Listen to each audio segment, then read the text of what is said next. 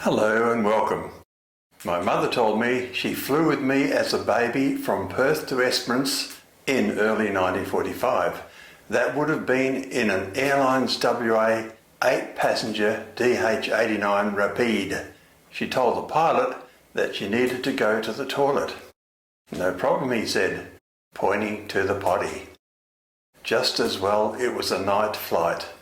Many years later, when I was working as a pharmacist, I was speaking to a customer who I knew was a glider pilot, and he told me that his solution to that problem was that he used a Coke bottle when he needed a pee.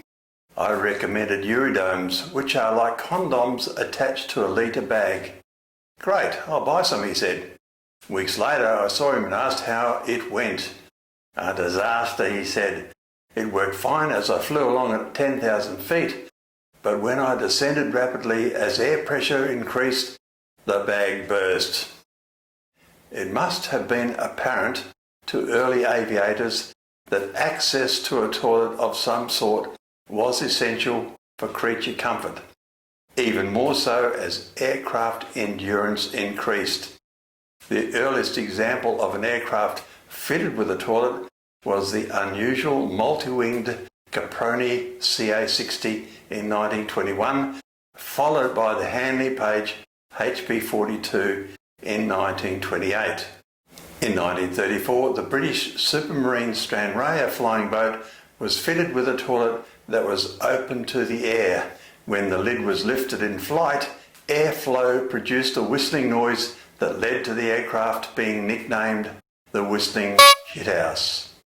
The Short Sunderland flying boat, which saw military service from 1938 to 1967, was comparatively well equipped with a porcelain flush toilet.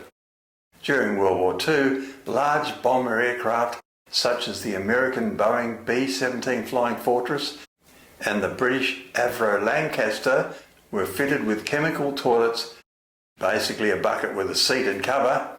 These were the infamous L-sands.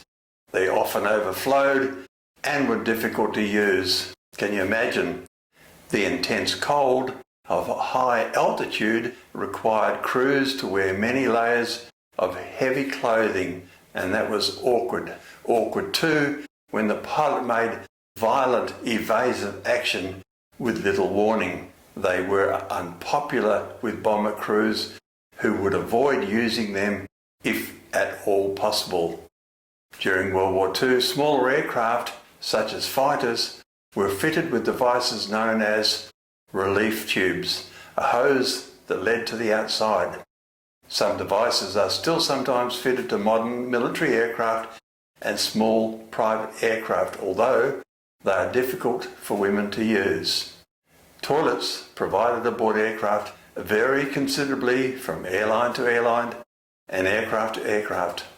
On board North American airline carriers, the normal minimum ratio is approximately one toilet for every 50 passengers.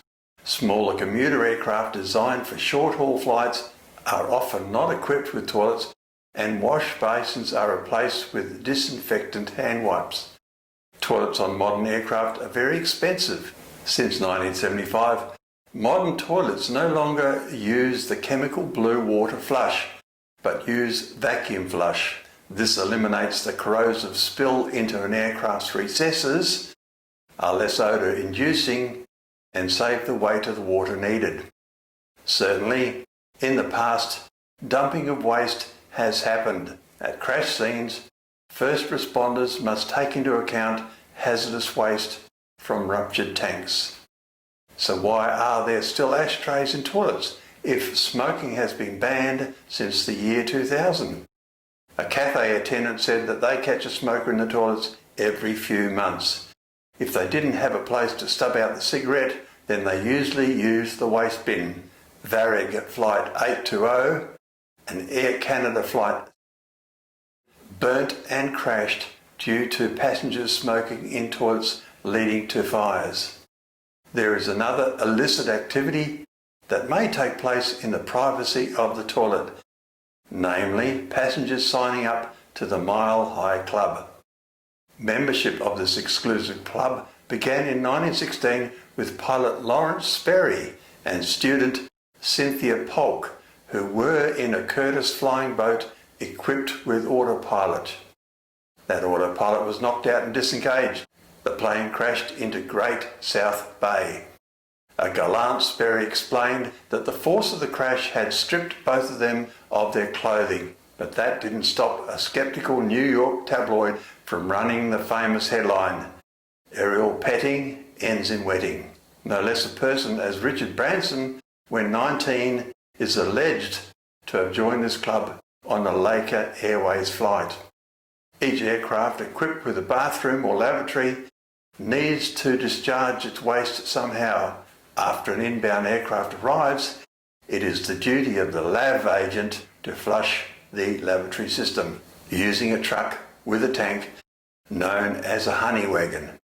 All Nippon Airways ask passengers on some flights before boarding to use the bathroom. This would save weight and hence reduce fuel costs. They reasoned that they could reduce their carbon dioxide emissions by 4.2 tonnes a month. Have you ever wondered why toilets aren't equipped with seat belts? It is assumed that everyone can make it back to their seats before landing or when the captain flashes the seatbelt sign. So there you have it, a potted history of potties. Thank you for watching and stay safe.